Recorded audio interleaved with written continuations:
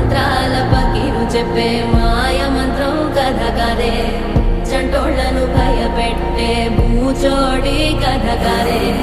తాత ముత్తాతమ్మల భూతాల కథ కదే విక్రమాదిత్యుడు చెప్పిన వేదాళుడి కథ కదే దీపము నుండి దెయ్యం వచ్చే అల్లావుద్దీన్ కథ కాదే ఇది ముడత చర్మం ముసలి చెప్పే కథ